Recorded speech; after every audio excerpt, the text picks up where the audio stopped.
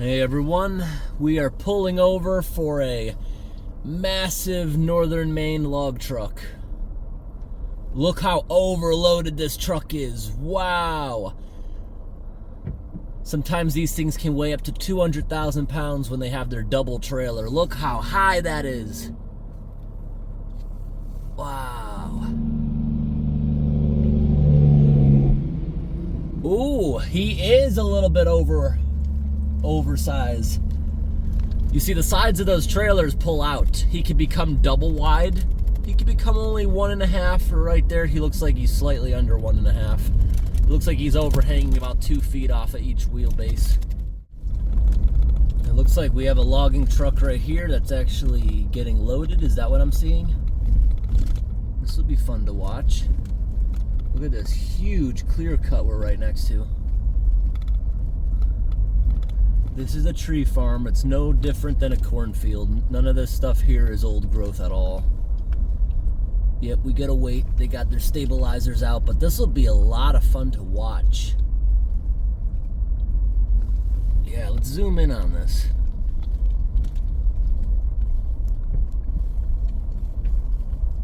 I really want to see what they're doing here. So they plant these trees every 40 years, then cut them on down. Look at them loading up this truck. I don't mind watching this for a little while.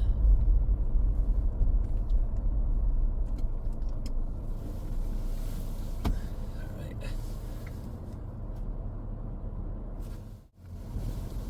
Put it in park. Let's watch for a little bit.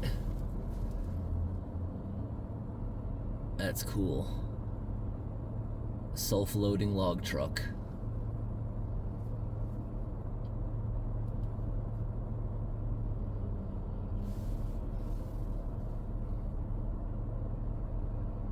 Let's see if we can get a better view without the pickup in the way.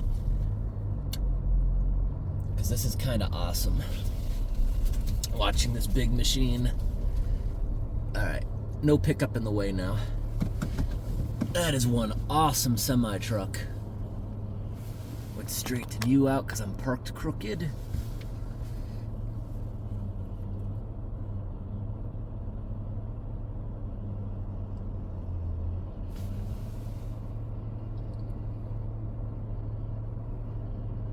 This is actually my first time ever seeing one of these trucks in action. Usually I'm watching them load up with a machine.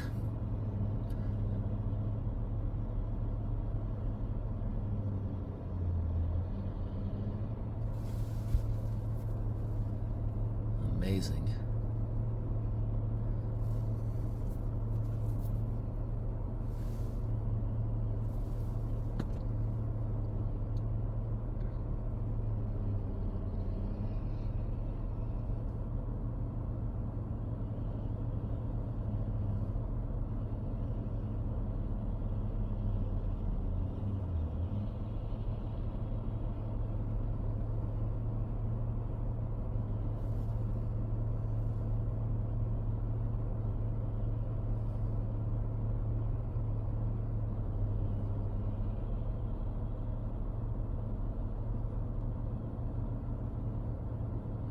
How high is he gonna load it up? You think he's gonna load it up as high as the last guy? It was like, I'd say he's probably around 18 feet tall, the last load we drove by.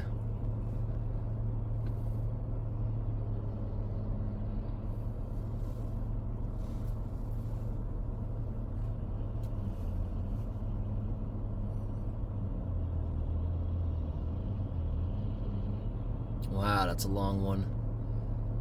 What they're loading right here actually, to me, looks like lumber.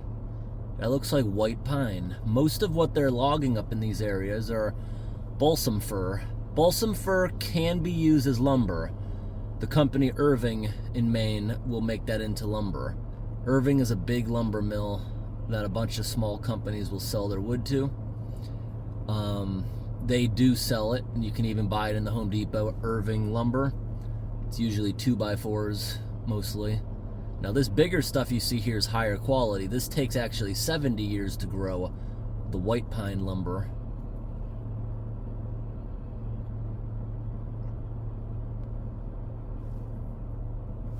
I'm actually going to shut my truck off because we might be here for a while.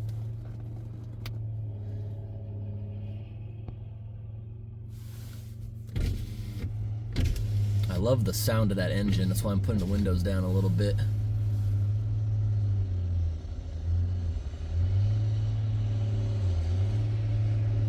Sounds amazing. That actually sounds like one of those old two-stroke diesels.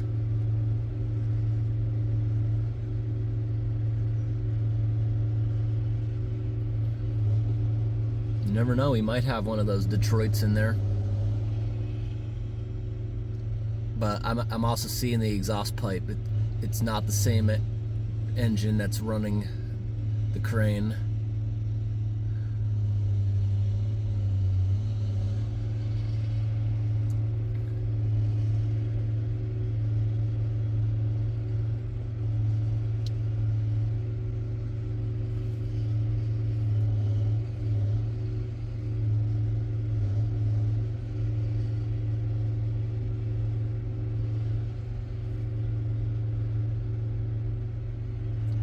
Oh, we're losing one.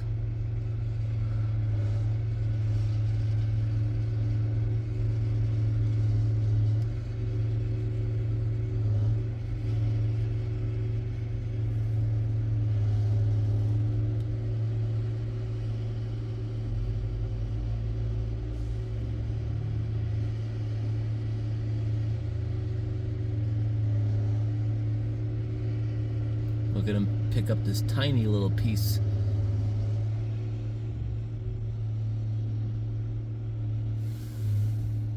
Oh, I didn't even notice that. Was he here the whole time?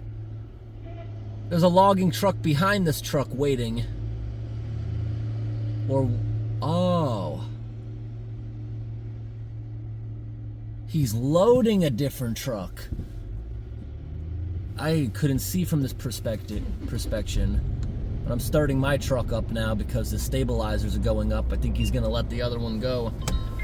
From this angle, I couldn't even tell that that truck with the red lights wasn't the log truck. He's just loading the other guy up. All right, let's get out of the way. It's another huge load. Straighten the camera back out. Yeah, I think that's a Detroit diesel. You hear that? Sounds amazing, that truck. All right. He's backing up, letting us go through and letting the big guy go out. In Maine, the log trucks have the right of way.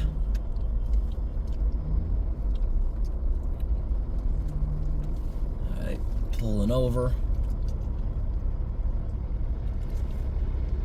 Look at that log sticking out the side.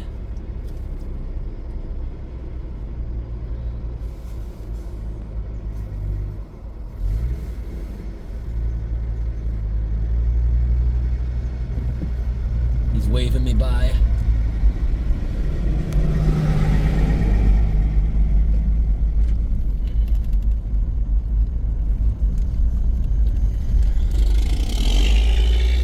Yeah, that's got to be a Detroit diesel.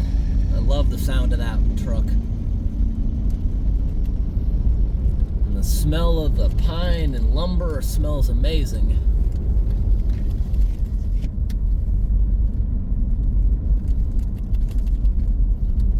Yeah, it's like we have an air freshener that just came in the window. It's nice. So this area we're driving through here, they logged it last year.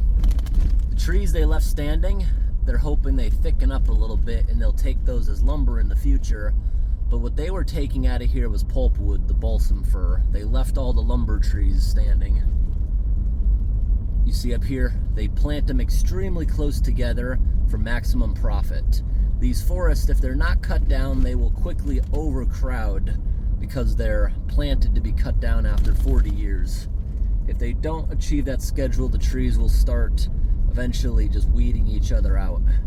That's called a monoculture, when everything is the same type of tree. It's no different than a farm. But these days, more and more often, they won't replant. It's actually healthier to let seeds naturally grow so there's biodiversity in the forest. We got a big old bulldozer working right here. Driving through one of the logging camps. Hey everyone, we have made it out to our location. We are in the parking lot. We're the only ones here. This is of the abandoned Eagle Lake locomotives, or on Google Maps likes to call it ghost trains. Got about a 20-minute walk to the locomotives, about a more than a half an hour walk to the abandoned tramway. So it's been raining all week, and I thought I missed my chance, but the park rangers this morning told me that even though this week has got like 6 inches of rain, the ground has absorbed it because of extreme drought. It was needed. It's not really running off into the rivers. So when we get out here, you have Eagle Lake, which drought doesn't really seem to affect. Not really. Then you have a barrier of land. The tramway was to move logs from one water source to the other. Chamberlain Lake, the other one, on the other hand, even last year, we weren't really in a drought. The coastline was like half a mile out. I think it's going to be bad this year, like when we were here in 2020. There's also still a fire ban in effect, despite today being very rainy. The roads today were not in the worst shape I've ever seen them, but they were pretty bad. Those heavy trucks traveling the muddy roads makes it pretty bad. You wouldn't want to bring a car out here this time of year. It would get stuck. So, anyways, no camping here. Camping is only allowed at designated locations by signs in the Maine Northwoods. Now, camping by their definition means you have a fire and everything.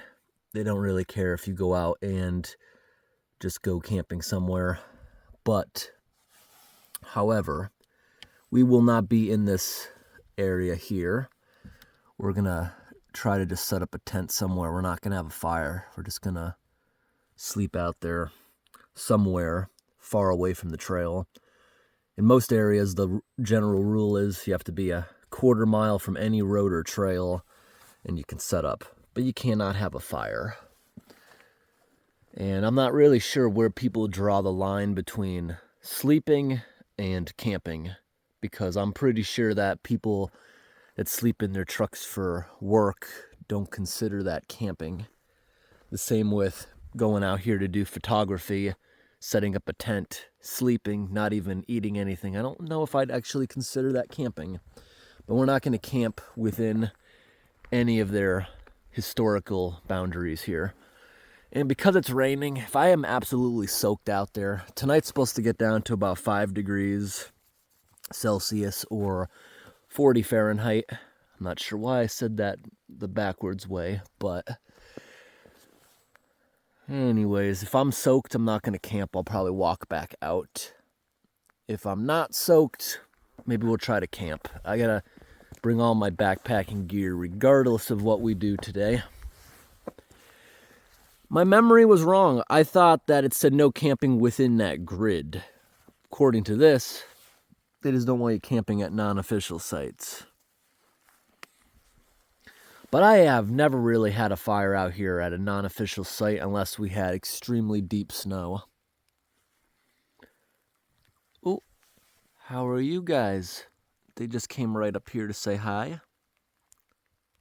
What are you? Oh, flew before I could get a close-up shot. I got a far away still. Oh, there you are again. You are a pretty bird. What are you? There you are again. Wow, beautiful picture up close. Thank you for posing for me. Oh, there's a third one. There's 3 of them. All right, everyone. We've just started the trail. Got my orange hat. I put the fluorescent on because it is hunting season. It's good for safety. But the fluorescent jacket also has a hood, and it's very water resistant. I got the big high boots on because we're probably going to encounter mud and some deep water we're gonna have to walk through. And in my backpack, I've got a tent, 5 bottles of water. I have filtration in case I need more water on a long hike like this. It's gonna take me at least 6 hours. Whether I come back out today or tomorrow, I'll be able to make myself water. I brought one MRE meal. If I want a snack later on today, I can eat from that. If not, I'll save the rest for breakfast.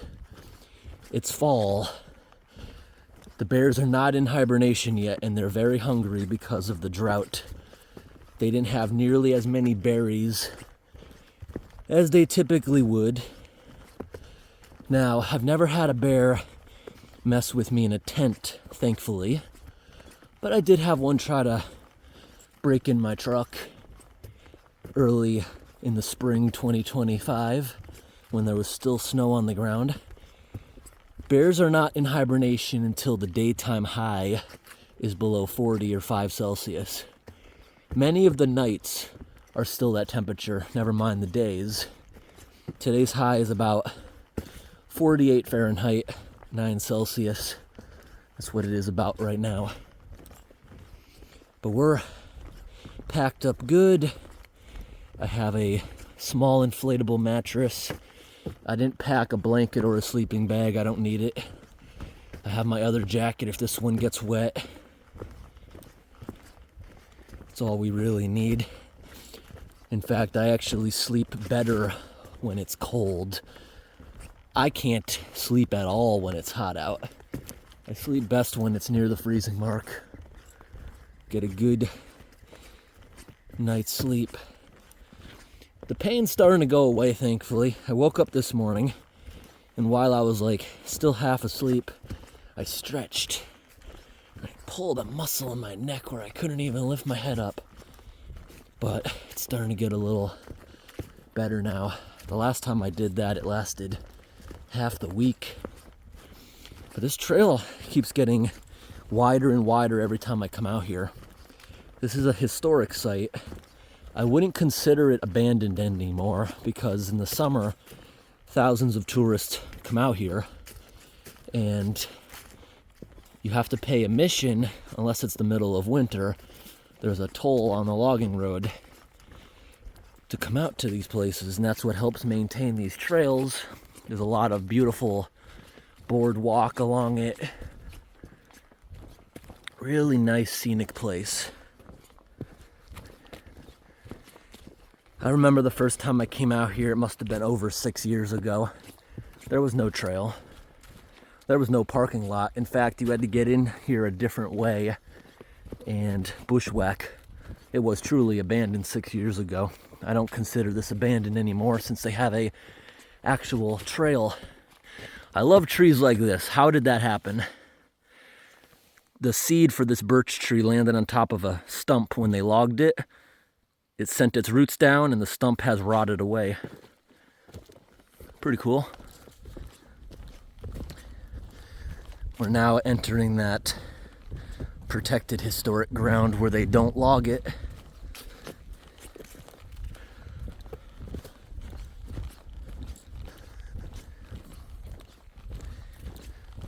This morning I had one of the park rangers talk to me because they like seeing my videos I make at this place. And they were asking about the railroad trestle that I've been to a couple of times because that's not actually included in the historic area marked on that map. But as time goes on, a trail is slowly being developed going to it. Not officially, just people walking down it.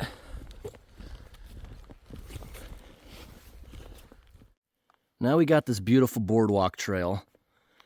This didn't exist the first time I came out here.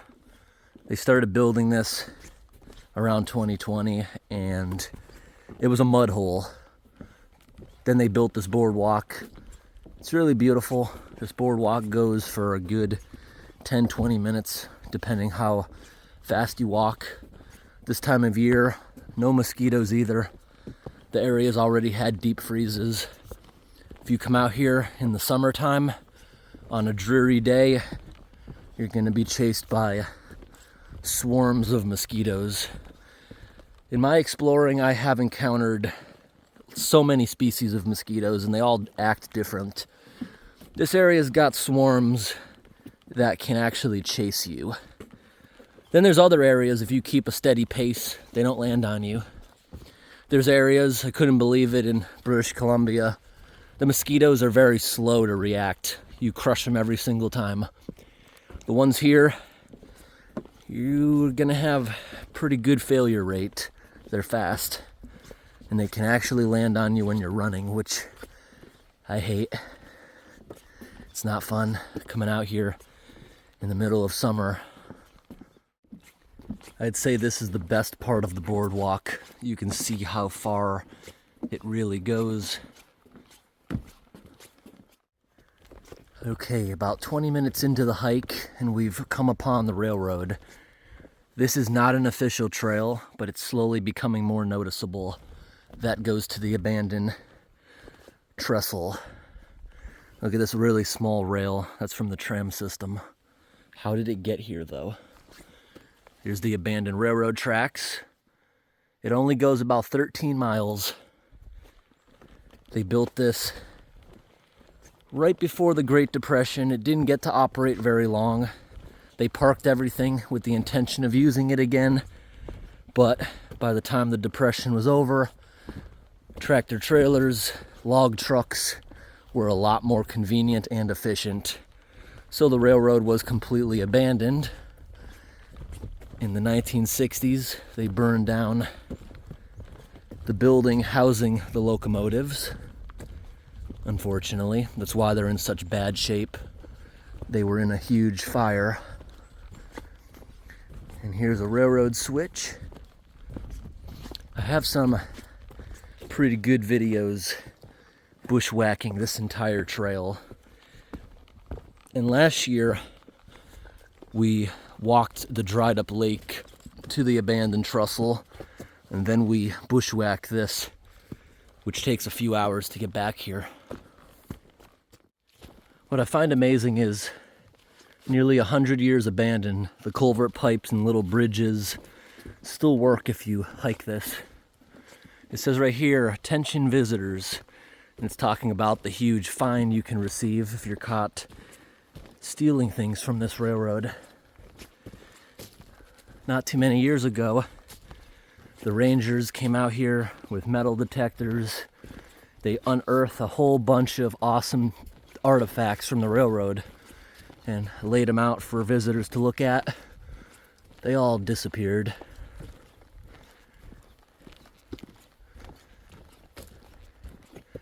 Now this is the most awesome part of the trail. You're gonna start passing old machines abandoned out here. Here we go. Here's something awesome. So many amazing artifacts out here. Deeper in the woods there is a spool of cable from one of the logging mules. It's basically a machine with a giant winch. It'll drag trees out of the woods. This right here is probably the most majestic place you can come upon in northern Maine. Right where the tracks split off, there's an abandoned steam locomotive on each of them.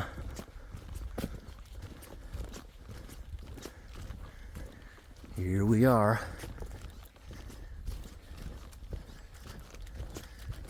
This was more exciting before they built the trail, when you actually had to take great effort to hike out here.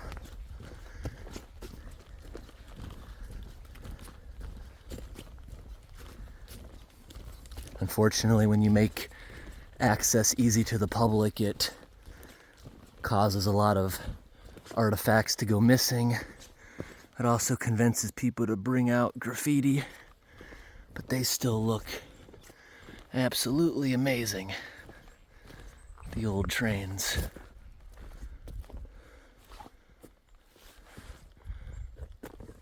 If we step back a bit from the locomotives, there's a couple branch lines with dozens of abandoned railroad cars. These would have been built out of wood. That's why they completely rotted and or burned. You could walk down this trail past dozens of them. so many more awesome machines.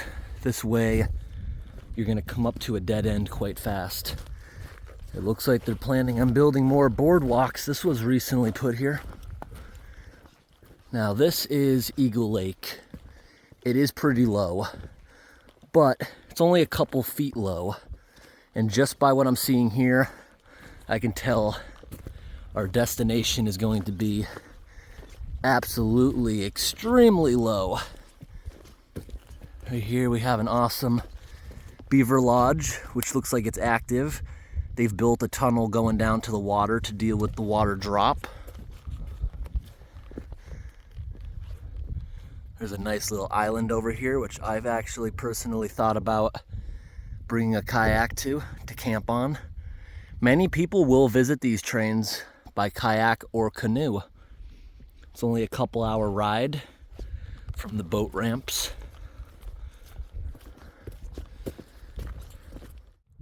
Yeah, I see recent activity there. This is the main section of the lodge, and then they built these tunnels going down to the water. Now over here is pretty interesting. Is this a natural barrier? It might be, because there's a lot of natural land barriers on the lakes in Maine. But you look out there, how did that train axle get out there? Because it has stopped raining, I'm gonna take my jacket off, my backpack, take a little break here. I'm sweaty, then we'll get moving. The water's actually crystal clear. It started raining again, so I'm gonna put the jacket back on.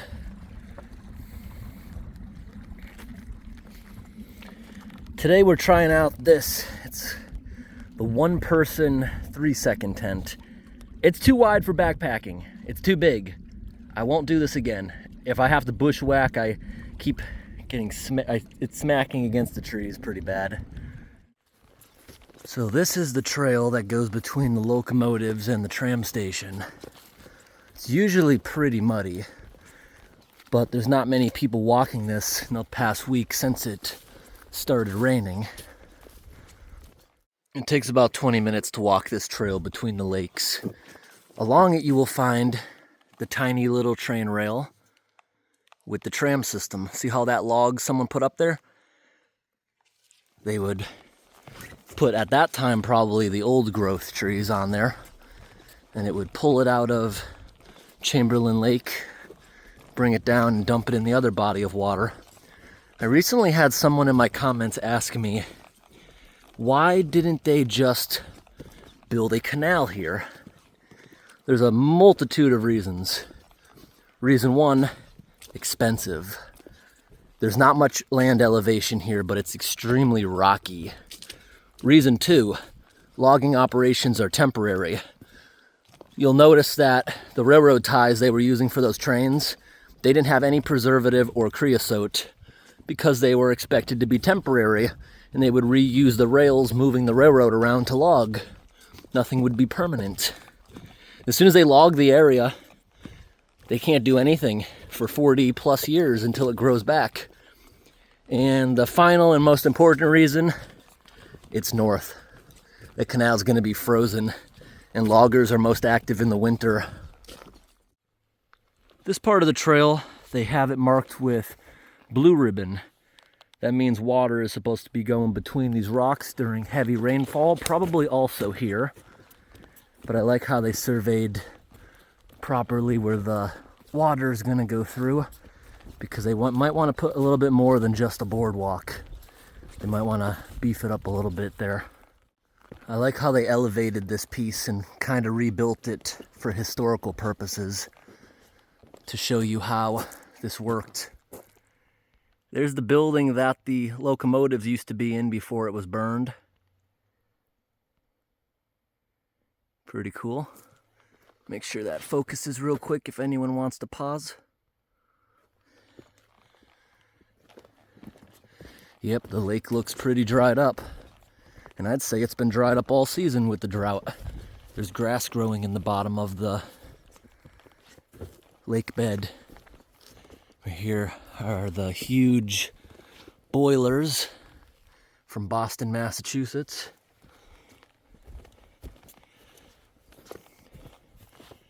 You see the steam would come out into this piston, spin this belt, whole bunch of gears to get maximum torque. And you see they nicely rebuilt all this multiple times. Bunch of different ages of wood. This is the most recent part that they fixed. Isn't that cool now? See how it would grip the logs. They didn't rebuild the whole thing, but it gives you a great picture of how this was originally done. Now, when water levels are normal, this right here would be marshy. The first time I ever came out to this location, these were sunken in the mud. It's good to see that they've now elevated everything. The first time I ever came out here, this was squishy. See how they have old boardwalks? This was squishy, and right here was underwater. Because I remember walking on this old bridge, which barely is even here anymore. It's basically an old dock, I should call it, not a bridge. This dock was here into the water. But look how far the water is. Still pretty good. I thought it would have been lower though. I think it was lower back in 2020. But it's been filling back up this week. It's been raining a ton. Now you're gonna eventually see why I brought such tall boots. To get through this, there's gonna be areas that you struggle to walk. And there's moose tracks everywhere. And when I zoomed in there, I'm not sure if you saw, there's lots of Canada geese out here with us. And on the horizon line, you might see moose.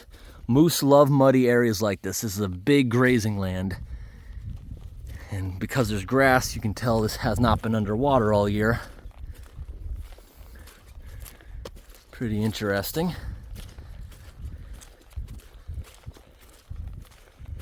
If this grass wasn't here, the mud would be so much worse. I'm just looking for big shapes on the horizon. Last night I saw 7 moose driving out here on the roads. See how deep the moose is sinking in the mud? Well, we gotta cross either now or later.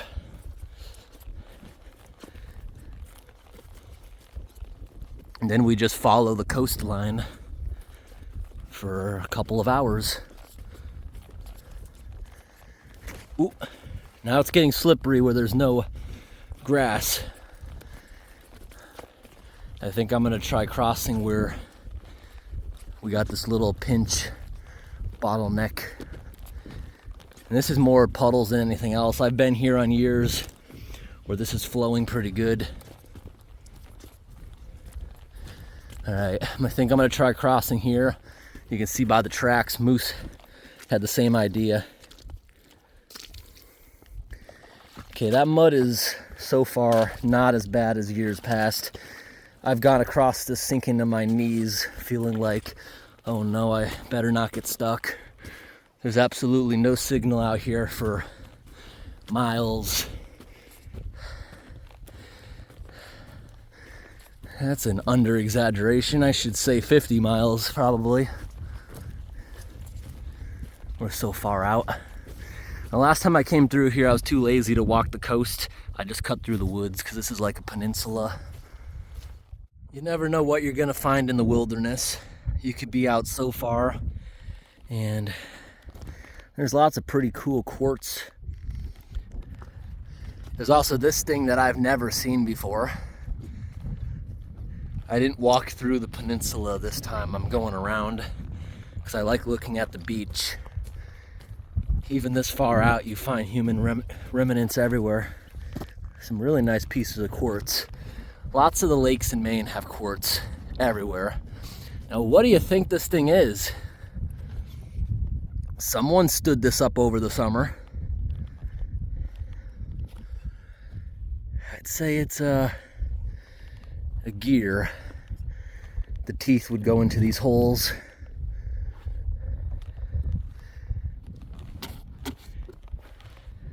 Must have been a couple of people picking that up. And the fact that there's no footprints This could have been months ago with no rain to cover up the mark. Like, this thing's so heavy, it was a little bit hard to push over, and I don't think I could stand that back up on my own.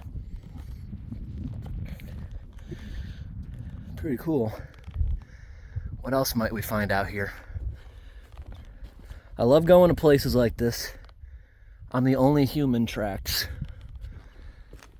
There are other people that hike out to these places, but it's probably only like a dozen people a year. And the likelihood of seeing somebody off season like this is extremely unlikely. So now we've gone around this peninsula, and now we got to go around that one too. And we still got over an hour of walking, I'm sure.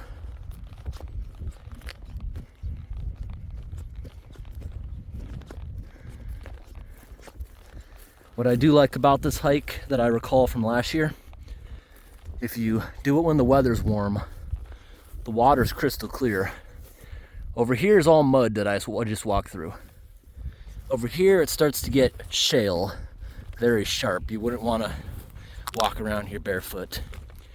But then there's another area. There's a pebble beach, then there's a white sandy beach, then there's a grassy beach.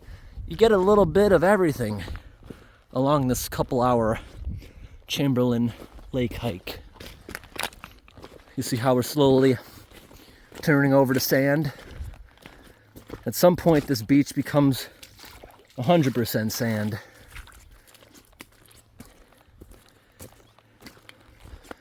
Some of the rocks are amazing. This looks like something man-made, but it's not.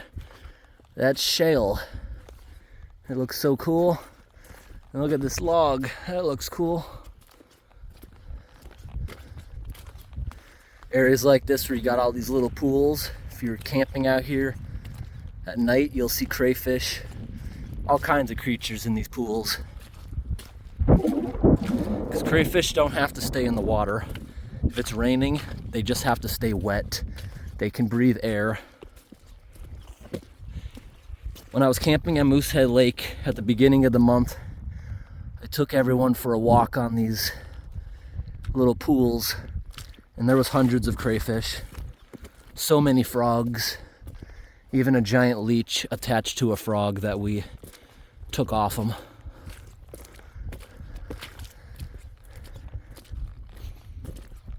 But Chamberlain Lake is very shallow. See this water line? We're only 3 or 4 feet below normal capacity.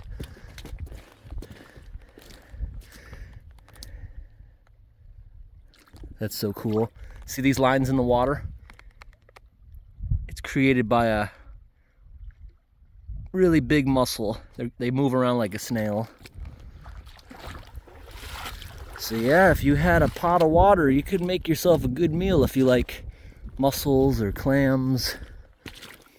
I'm seeing a lot of their trails. At what point does sand become silt? Because this sand is so extra fine. It's more like a silt. But it's not fine enough that it's making the water dirty.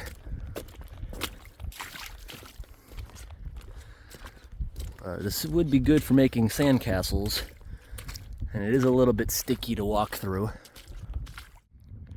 We got sand, now we got plants, now we got really nice pebbles. This area is very stimulating on the feet. It feels good walking around here. So many different textures, even with shoes on. Somewhere this far out, I don't think you'd step on glass, but I'm not gonna go barefoot out here. And a lot of these waterways get violent enough where it would polish glass. Like all the broken glass I found in Moosehead Lake, it was worn down like the ocean. Because I got the big high boots on, I'm just walking right through these pools. And I'm seeing so many of these guys.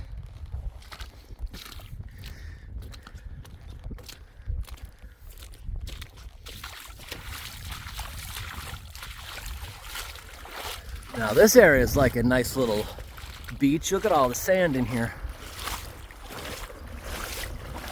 It's so shallow. I wonder how far out there I could walk. I gotta come out here sometime in the middle of the summer. Maybe not this lake, but there's hundreds of lakes like this to choose from. Oh, wow. There's hundreds of these mussels out here. You might realize if you're in water like this, you'll have a whole school of fish following you around because they've learned that people or animals walking through the water are unintentionally stepping on clams, snails, and once you smash their shell open, the fish go nuts. There's this river I was swimming in last year. It had probably in the hundreds of millions, probably billions, of invasive zebra mussels. They're so invasive that they cover every single surface, every rock. You see nothing but them. And when you walk through the water in those areas, you're crushing thousands of them. And fish are following you around because they can't eat them unless you break them. That's really cool. When the water levels are right, northern Maine is a rock skipper's dream. Look at all these thin pieces of shale everywhere. Even with the current water levels, as far as you can see, really sharp shale. And these rocks, if you pick them up and drop them, they'll shatter even thinner into like little razor blades. Pretty cool. It is starting to rain pretty moderately now. I got my hood. I don't know if I should go ahead and put my waterproof barrier over my pack. I might if it keeps up. But I didn't really bring anything that can't get wet. All my lights are waterproof.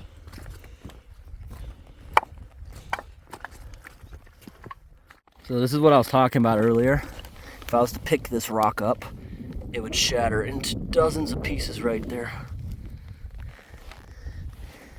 Sometimes you can even peel them apart without dropping them. One of the most dangerous creatures in the woods of Maine is probably the moose. But you just gotta respect them and stay away from them. And you shouldn't have a problem. I have encountered hundreds of them out here in the woods before, and only one has ever showed aggression. All it did was put its head low to the ground and start scratching its front hooves as if it was about to charge me. And that's its warning. I just went in the other direction slowly and it went on its way too. I'm not really concerned about bears out here at all. We don't have grizzlies, we just have black bears, which are very afraid of people. And coyotes, although they can be intimidating when you hear them howling in packs, I'm not really nervous about them either. I'm more nervous about something being possibly rabid, and still the most dangerous creature you could encounter in the wilderness, I would probably say, is the human. Okay, there's the train bridge. It's not completely out of the water, but the water's pretty low. That is very far away.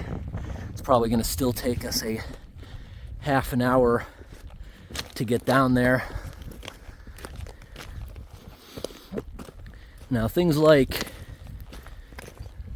a bear, if you start shouting at it, it'll probably go away. Wow. We have a green rock with quartz in the middle. That is so beautiful. I kind of want that to tumble up. It's green. That's not algae. That is a beautiful rock. I don't know if I'm gonna remember it, but I'm gonna put it right here. Whether I come back tonight or if I actually do camp out here, I want to polish that. It looks so beautiful. I think that's a jasper rock with quartz in it. I don't intend on walking back through the woods on the train tracks like I did last year, just because it's raining. It's very difficult to walk through there with a big backpack. And I just really wanted to see this trestle. Now, bushwhacking is half the distance, but it's going to take you 4 times the time. This would probably be a good area to set up a tent. It's very flat. I brought a tarp. But some areas here, I'll be just walking and then I'll sink super deep. The stability of this beach is not the best. There's some pieces of wood, but this is a beautiful sandy beach. And who knows how far out there you could walk if the weather was warm for swimming. That is much further away than it looks. There's no way we're gonna get there in 20 minutes like I thought. Way longer. And yeah, I'm now realizing this water level probably would have been lower if we made it out here a week ago. But this is actually way lower than it was last year. You see how flat it is. 1 foot of water drop does a whole lot. Oh wow, look at all the seagulls out there. They're getting some good seafood. I'm also noticing lots of raccoon tracks out here. They love the clams and snails also. Raccoon's another creature that I've had check me out when I'm camping, but they're just curious. The landscape has changed again. Look at all this dead wood that just floats over into this corner of the lake.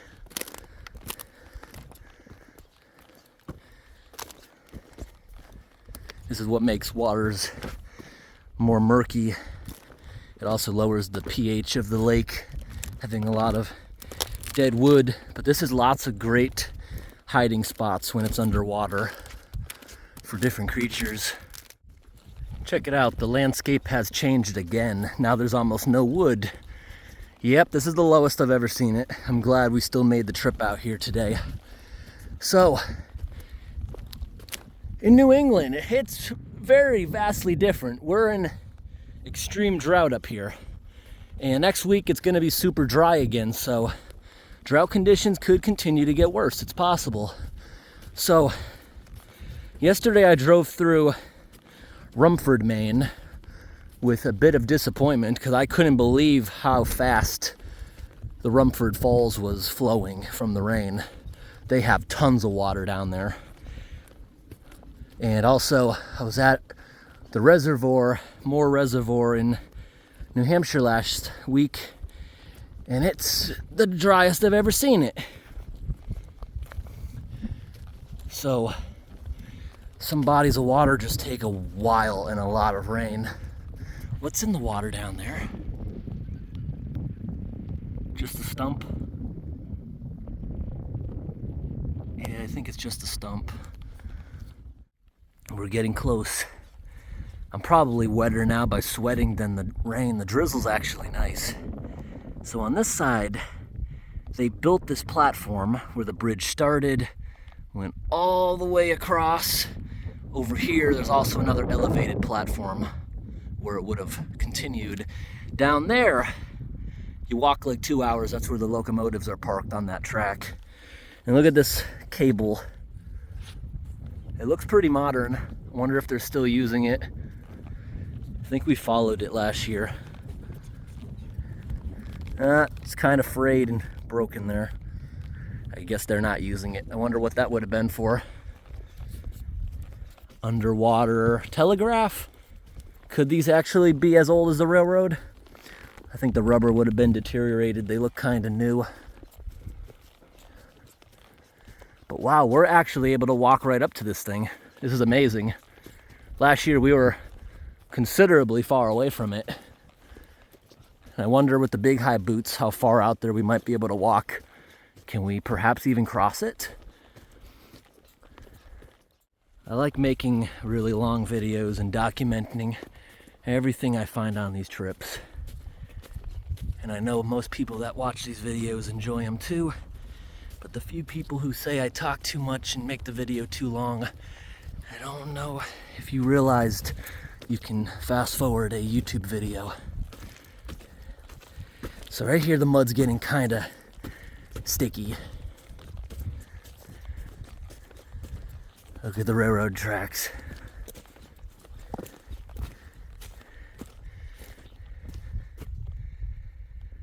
All these bridge supports are all rotted away. But if you go into the bushes where where the water doesn't usually get up, you can still see the old poles.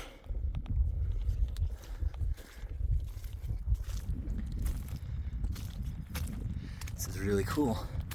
I'm not sure how close I'll be able to walk to this. We're gonna see how muddy it gets and how deep it gets, how fast it gets deep. But look at that rail coming out of the water like that. Oh wow, this is shallow. I would not be surprised at all if I can get across this. The mud's not bad. This is like solid sand. Now it's starting to get a little deeper. Now we're getting deeper. But still, I'm more than happy of how close we got to this. Now it's getting a little murky. I don't want to step off a ledge and get soaked. It's about as deep as I'm gonna go right now. I have been to the other side before. It's probably a lot easier to get to these days because they're currently logging right near it. So that means they're improving one of the roads. If you're an explorer, honestly, there's not really anything over there unless you want to walk around these old supports of the bridge. It's more interesting back here because there's abandoned rail cars and stuff in sidings that most people don't even know exists. This side of the line, I have never found anything. And the railroad gets so overgrown, you can't even follow it anymore. They ripped up the rails, or that's where they simply just stopped building it. Now I'm gonna see if I can get any closer to this structure by walking on the other side. Gotta be careful here. There's some debris in the water.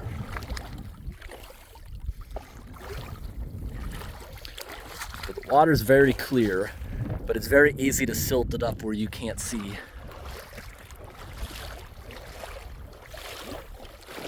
Lots of logs on this side that I could trip on. And yes, over here, this gets deeper very fast.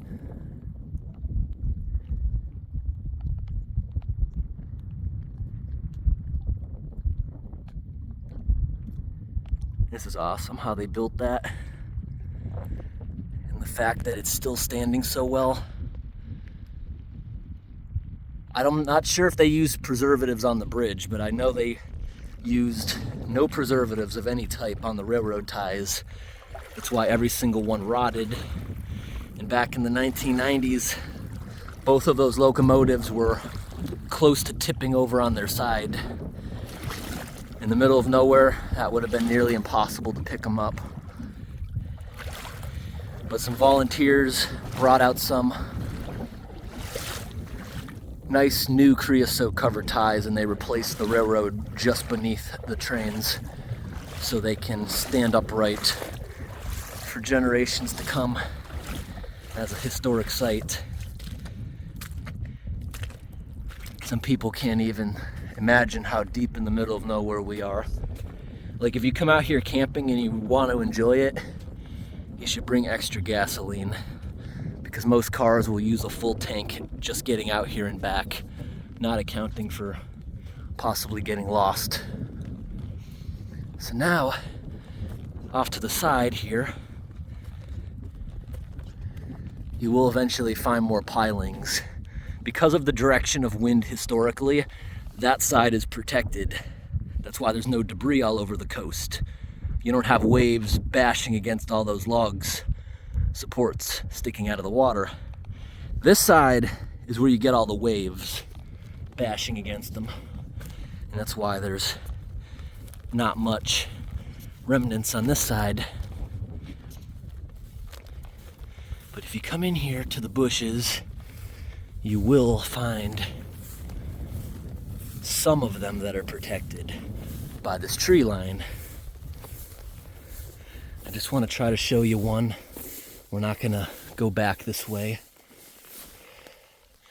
So that's not a rotten stump. That is pretty much all you're gonna find that's left of it. If I walk deep enough in there, I'll probably find more.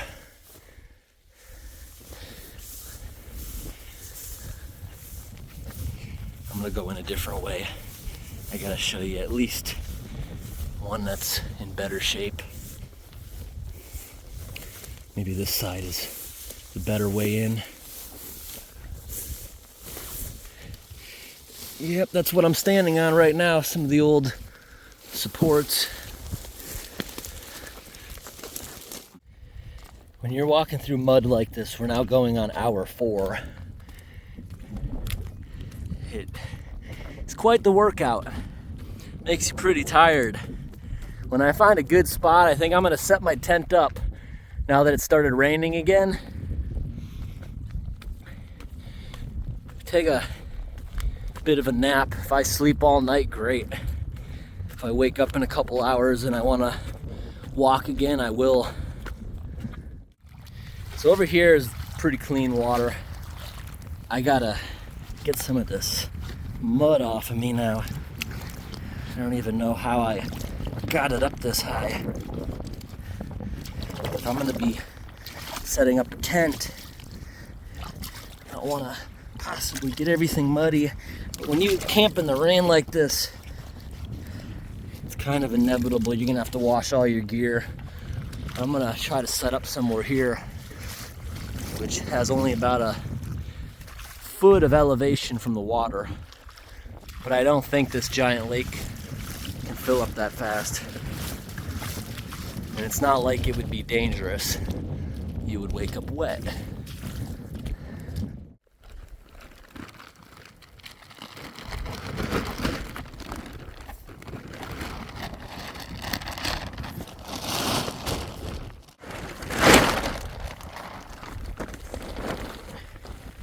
Until we get the tent set up, this is gonna be a pain in the butt. There's no rocks here to put on the tarp.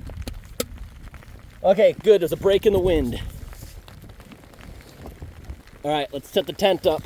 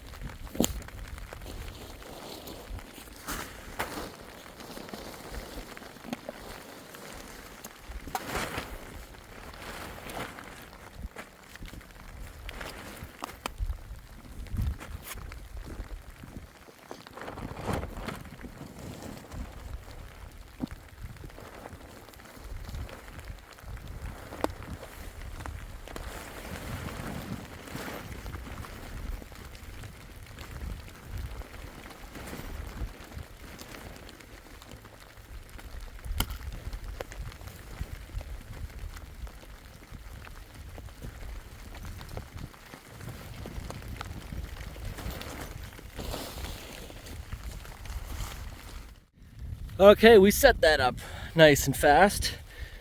Go ahead and put this in here so the tent doesn't blow away. So this is the 1 or 2 person, this is the small version of the 3-second tent. Yeah, it popped up real fast. That is a game changer because you don't have to fight the wind putting your poles in there. It also comes down in literally 30 seconds also. Super easy to put away. The only downside I see is oftentimes I have to put my tent in the washing machine. This I'd have to set it up and probably spray it off, right? Because you can't get the tent poles out and you clearly can't wash that. The top I think I put on the wrong way, but still the top is kind of a joke. It's to stop the rain from accumulating on the flat part and then eventually probably leaking. But we're gonna find out today if it leaks because you see how it's wind driven? This is kind of a joke on the top. Let's fix it just for the heck of it. Didn't make too much of a difference. I don't see how that little piece on the top is gonna keep rain out of the top section, but this is great for setting up in the wind and rain because you can set it up so fast and also put it away so fast. Supposedly this gray part's waterproof, so water can't get in it. We're going to find out tonight. And look at this. We're camping on a sandy beach with the abandoned railroad trestle right behind us. That is so cool. More than 90% of the time this would be underwater. I like it. I do like it. Okay, I'm zippering on up, but I'm leaving the big high boots sticking in here so they can't possibly get wet inside. Got a little hook. There's a door on each side, so look, we have a beautiful lake view with enough of an overhang that the rain's not getting in here. I like. Now I can organize my supplies. There's lots of ventilation in this tent. It's very fine, so it would keep even the little gnats, the no-see-ums out.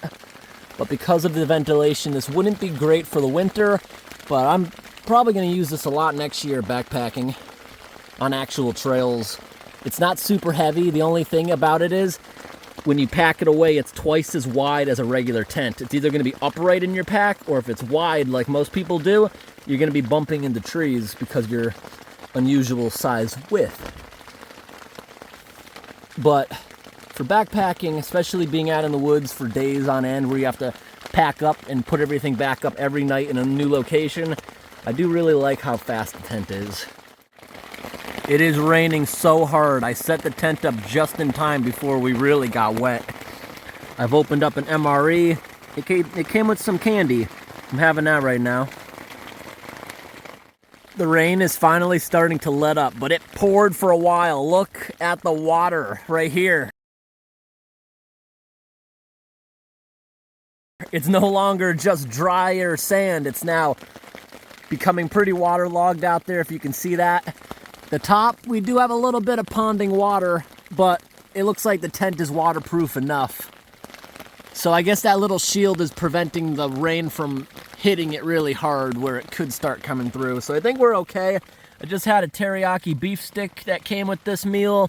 It also came with a lemon poppy seed pound cake, vegetable crackers, peanut butter. It came with, I don't know if this one came with jelly. I don't think it did. I don't see jelly in here anywhere. No, it didn't come with peanut butter either. This one came with cheese spread. Sometimes they do, sometimes they don't.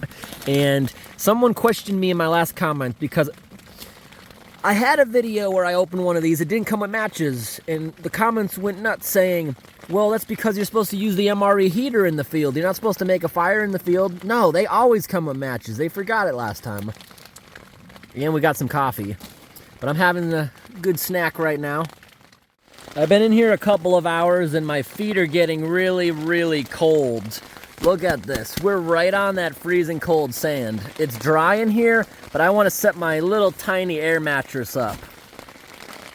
I don't think that water's going to come in and bother us, but that is concerning. We're like on the wettest part of the beach, but it wasn't wet when we started. What do you think? Should I get out and drag our whole setup? I could literally grab the tarp and drag it somewhere dry. I probably should, right? I'm going to strongly consider that because it's flooding where we are. Oh yeah, 100%. We're going to have to set this tent up at home.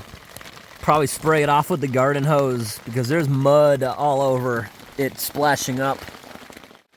I love these air mattresses for camping. They're very light and you just pump it up like this. Do that for a couple minutes and there we go. Nice and firm. I can now sit on it. Yeah, I think I should probably drag the tent to that slightly higher spot. That means I gotta put the big high boots back on because it's sandy and I'm gonna make a huge mess if I just try going out here. Oh yeah, look. We couldn't have chosen a worse spot. So we just gotta move over this way a little bit because we're right in the water. Look at that. Oh wow, look at all the sand that's getting up on here from the rain. A lot of sand getting on our tarp. And that's no good. Anytime you're camping in the rain, it's gonna be usually a miserable experience. Unless you're out here a while and you got a dry day to clean up. It means big cleanup day when you get home. This is way worse than I thought it would have been. An hour ago, we weren't sinking in the mud like this. An hour ago, we were barely even making tracks. Because look over here. Look how firm this is. Look at that, I'm not even leaving a track. That's what this area was like an hour ago. Look how much it's flooded. Let's just drag our tent up here and we should be all right. Think I can just drag the whole thing? Oh, that's not as easy as I thought. There we go, we just broke the tension. Oh, no, no, no, no, no, no. No! Oh, no. Oh, this is gonna make a mess. What? Is that where my butt was sitting? Probably. That's what the tension we just had to break was. Okay, let's try to get as little sand as possible actually on the tent. I'm gonna have to set this tent up at home and spray it off with the garden hose. That's pretty obvious at this point that I am making a huge mess. And why is the tent not wanting to stay on this for the ride? Let's try this again. Oh man, this is a mess.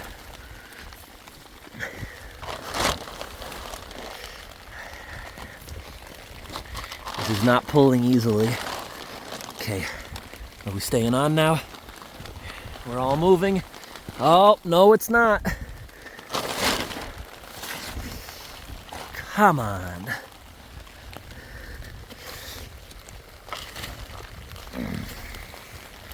Stay on there.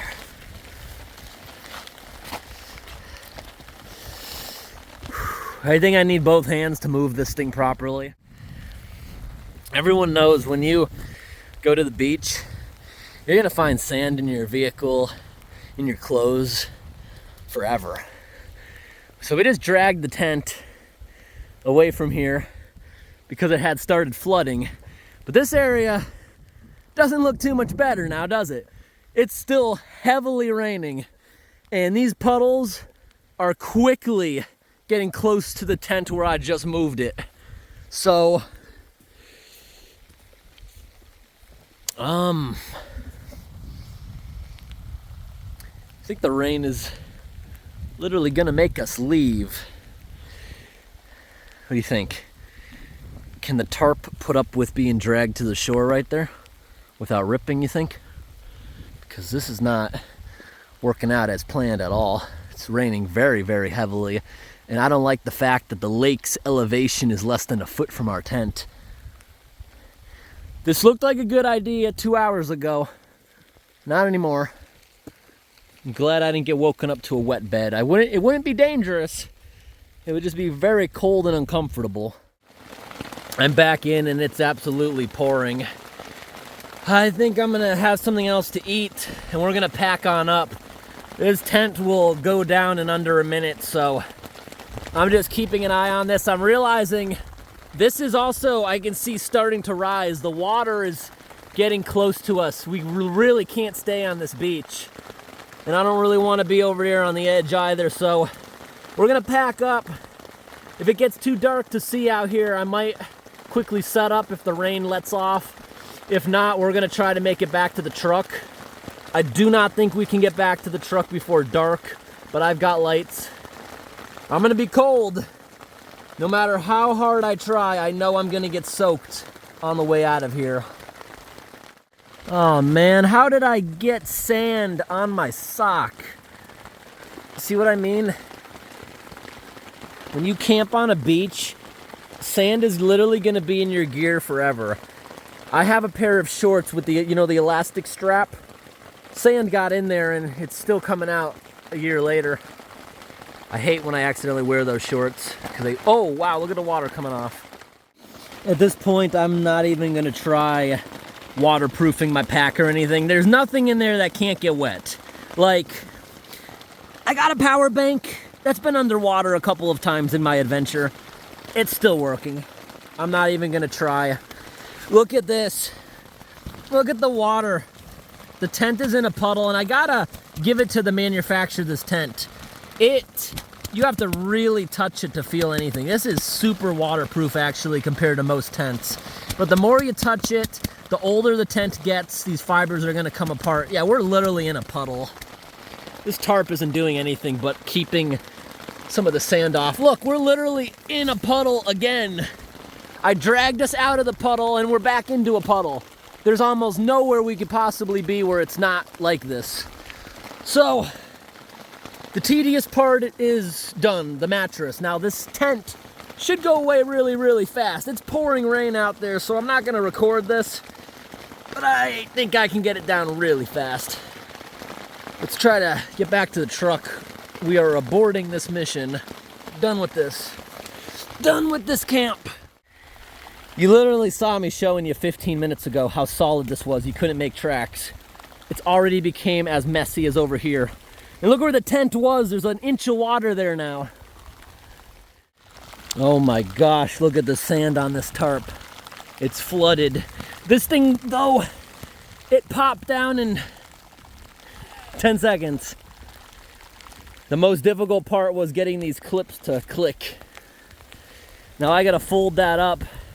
I'm just gonna have to wash my whole backpack when I get home. So this gets clamped into here. Ah, that was stressful getting that thing to click.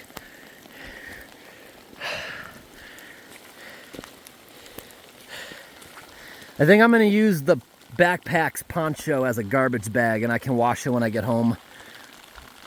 This is a mess. Look at all that mud.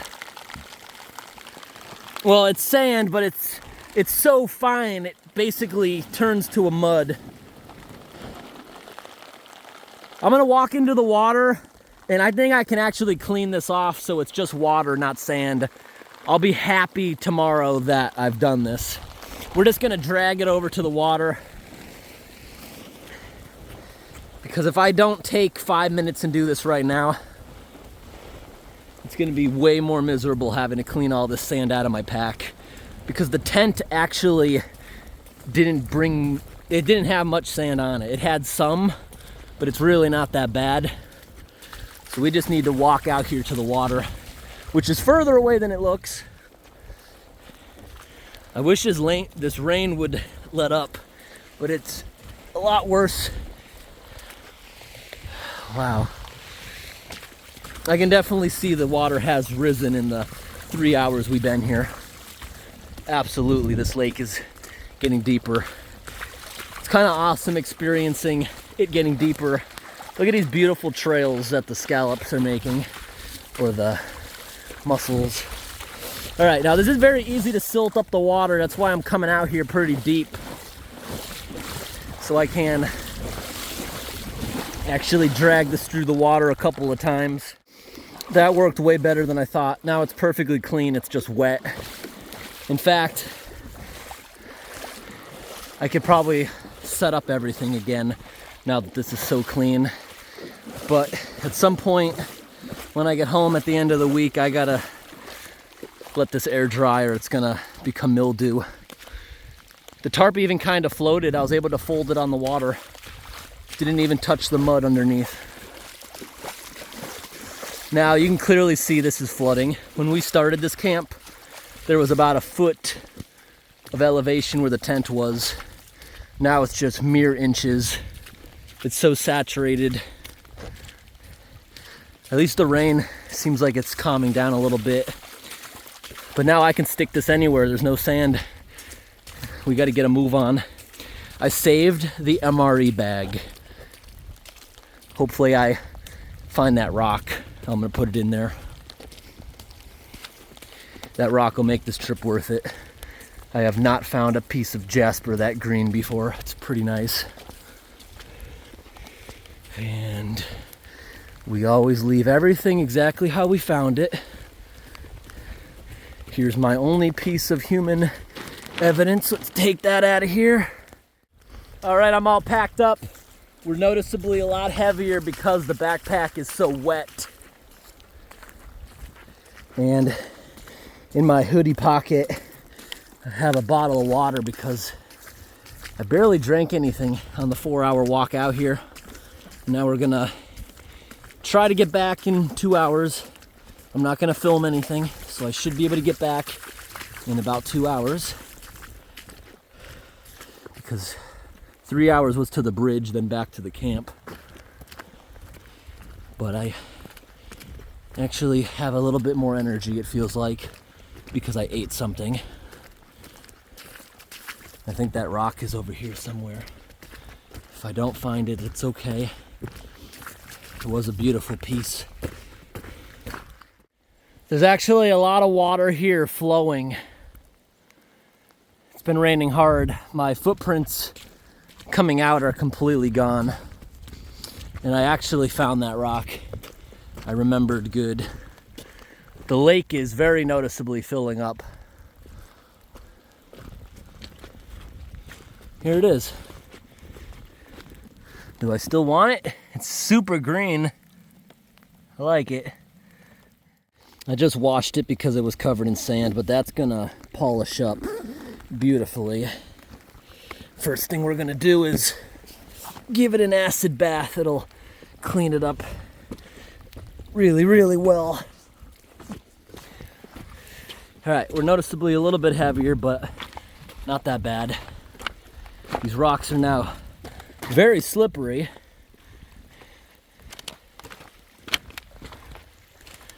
I love watching bodies of water quickly rise.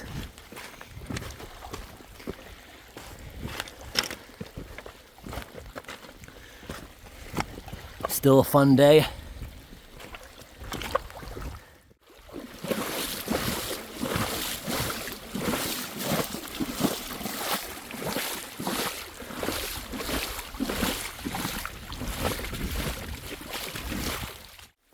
This jacket's great. I got this in Ohio 2 years ago. It's still completely dry inside. I wanted to show this. Look at how perfect and rectangular this is. It looks like something that you wouldn't find in nature, but yet it's everywhere.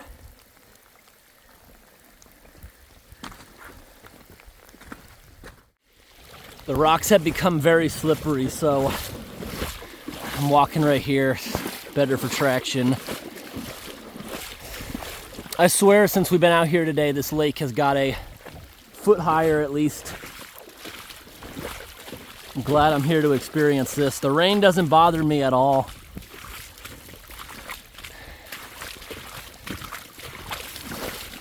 I'm just glad I didn't wake up soaking wet in the morning, like 2 in the morning, no daylight.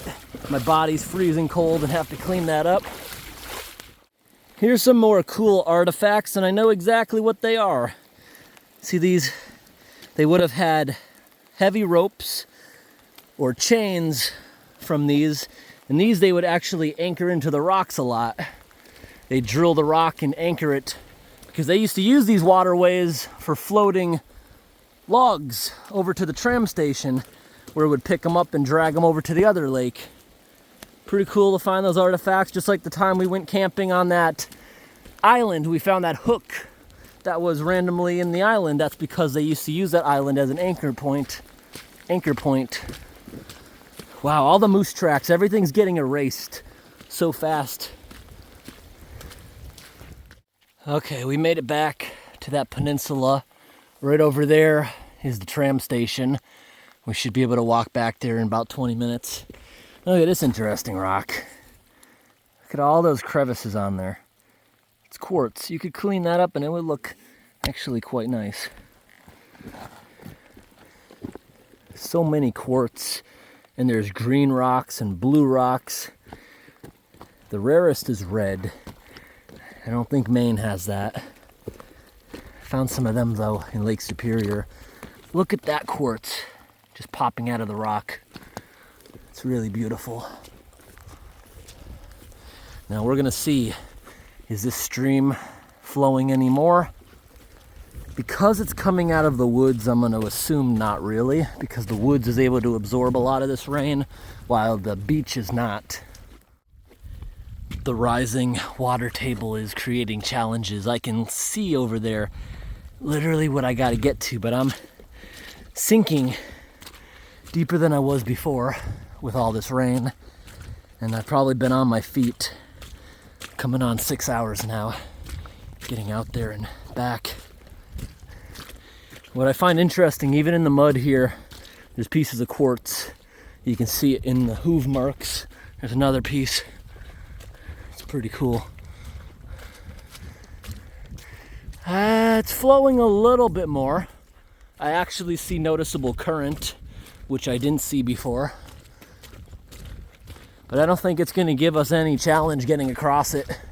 It's barely flowing.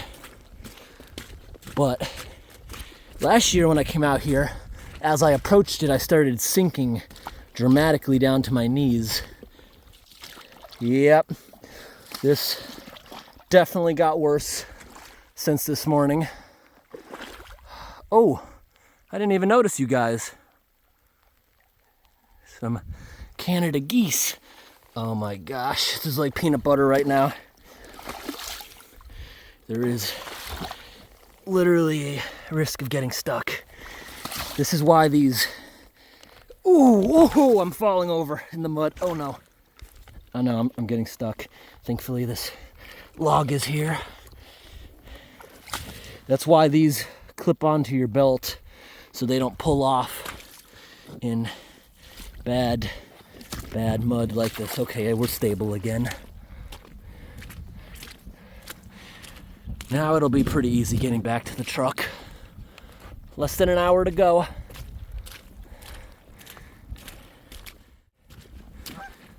I'm kind of, oh, no, oh, there they go. I was about to say I'm surprised they're not flying away. I'm pretty close.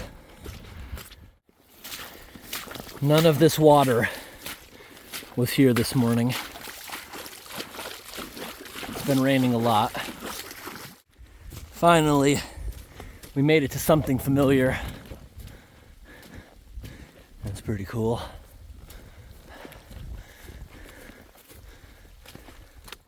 Oh, we made it back to the locomotives. We only have an hour before the sun goes down. It's cold and raining. No one else is coming out here. We set the tent up in literally 10 seconds. We're on top of a train. That is so cool. So those are the new railroad ties I was telling you about. Brand new tracks under the trains. Pretty cool.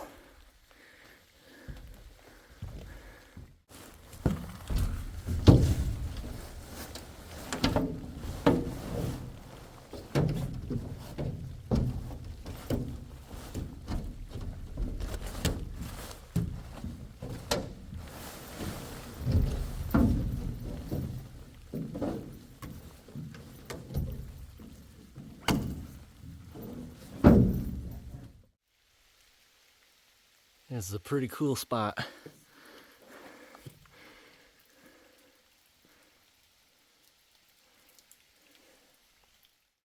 I've never played around on these things in the rain. I couldn't get grip and I was went.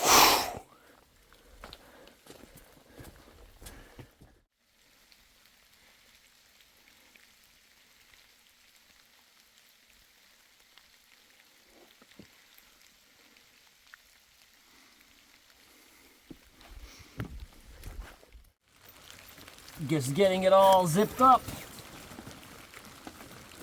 All right, let's go.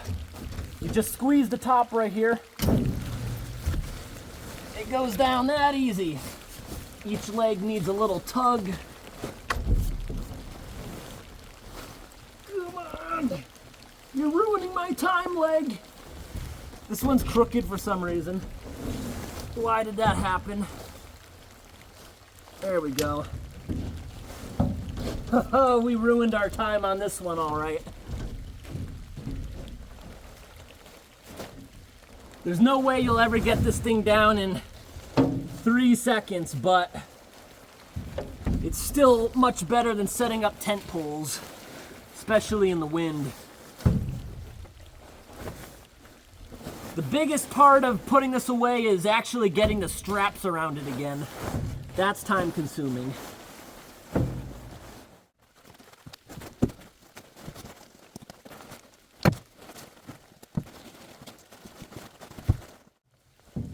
All right, that was the hardest part of putting it away. Now I'll just strap it onto my backpack. Still faster than a regular tent, but is the extra weight worth it? That's up to whoever's camping.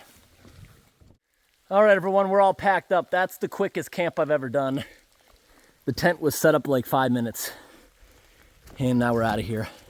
I have another dry jacket. This jacket isn't even wet on the inside. I'm not cold, but camping here would be breaking the rules. We're not far enough away from the trail, and that's a historical site. There's probably a way to actually get permission, and if I got caught doing it, chances are I'm gonna know the forest ranger. I'm friends with a good amount of them. I don't think they'd get too mad. I think they'd probably just tell me to leave. But I'm not gonna try bending the rules here and making any of them mad at me. So I set it up. Just wanted to get a few cool pictures of it. But again, what is your definition of camping? Every forest ranger and every camper would give you a totally different definition based on experience. So some people consider it camping being in a cabin in the middle of the woods. Some people consider it camping driving into the woods with a $1 million motorhome.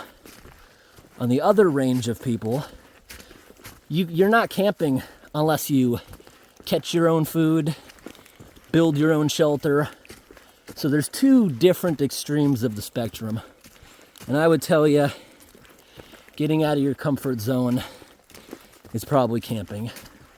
If you're in a tent, moving around in the middle of the woods, enjoying nature, having a good time, it's camping. Me personally, I don't think using a motorhome is camping. I don't really think using a trailer or even sleeping in my truck is camping. I don't think a homeless person sleeping on a bench at the park is camping. I don't think just sleeping on that thing is actually camping. If I'm not setting up a grill or having a fire, I'm just sleeping there. But what's your definition of camping? There probably is no actual answer to that because everyone I ask has a different definition of it. Well, it's finally stopped raining and I did good. I'm still fairly dry. Everything you're hearing is just drops falling out of the trees. But it stopped raining. It's actually getting a little bit sunny here. And I can just imagine if anyone's actually watching the live stream, or I'm assuming it's motion activated or something. I have never witnessed it personally, but I'm told there's cameras on these trails to prevent theft and figure out who's actually taking things. So, how funny would that be? They see me setting up a tent. Oh my gosh, they get in their truck, and by the time they get out here, there's no one here an hour later. That'd be so funny. It would be funny. You know what the hilarious problem is about having a sleeping pad or a tent that's overhanging so much? You know how wide your own body is, and you don't crash into things. But when you have something like that, especially on a rainy or snowing day, you're gonna accidentally bump into some trees, which I keep doing. When you bump into a tree, you're gonna get really wet and cold. I just saw the cutest little mouse. It was smaller than a quarter. Little fuzzy mouse is what you'd call that, running across the trail. Hey buddy, I bet other tourists feed you. You're not too scared of me. You're keeping an eye on me. If I take the time to get some of my crackers out, are you gonna hang around?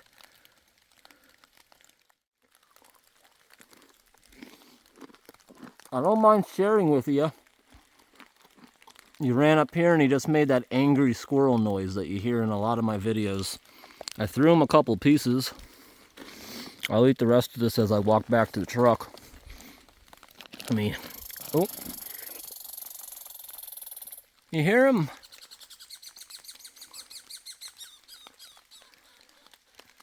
That's the squirrel making that noise. Why is he giving the warning call? He was literally coming up to me like he expected food, and I... Oh, he's coming back down. Come on, show yourself. Hey, look. Hey. Here. Do you see that? Oh, come on. It fell right next to your face. Let's try one more. One more. I'm not good at aim, but how do you not see that? How do you not see? Let me approach you a little bit. And he's eating something else that I didn't even give him. Where are we now? There he is. He's eating something else. Well, I tried to make him happy. That's right. I gave you that cracker. Nope. You're afraid of it? He went up to it, he smelled it, he was like, this ain't good for me. And he just ran away. He ran so far away. He has zero interest in those crackers. But it really did seem like that squirrel was coming up to me for food. All right, everyone, we made it back to the parking lot. Amazingly, the sun has come out. It was supposed to be a washout. It kind of was. But we got sun for the last hour of the day. I'm damp. I'm dry down here, but I'm damp here because a little bit of rain was getting in the boots. Those should dry out if I have to use them later in the week. My upper body is a little bit damp. I should dry, just driving around for a couple of hours with the heat on, exploring a little more. But we had a good day. It was a fun, eventful day.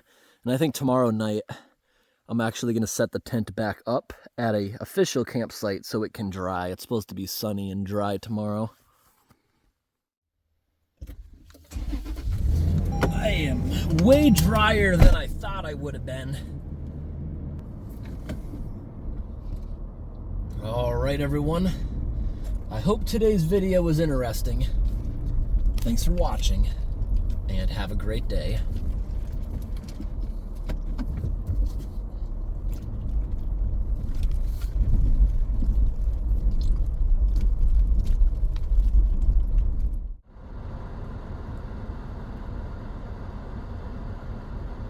Look at that.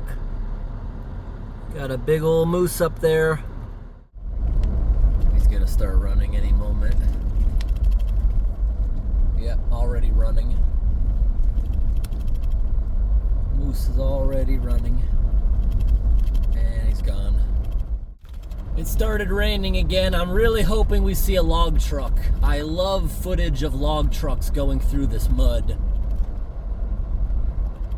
This mud is slippery. I can't go that fast. But those trucks are so heavy, I guess they get traction. They go really, really fast. Hoping we'll see one. I saw one back there parked, fully loaded. I think I might be sleeping for the night. Alright, we've got to use four-wheel drive. These roads are getting slippery. Mud can be just as slippery as ice in some situations. I really want to pass one of the log trucks. There should be some still coming in here. It might be off for the day at this hour.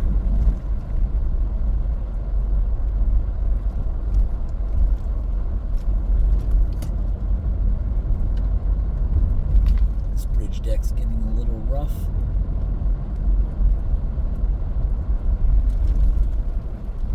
Very slippery, getting back into this mud, fishtailing a little bit even with four-wheel drive.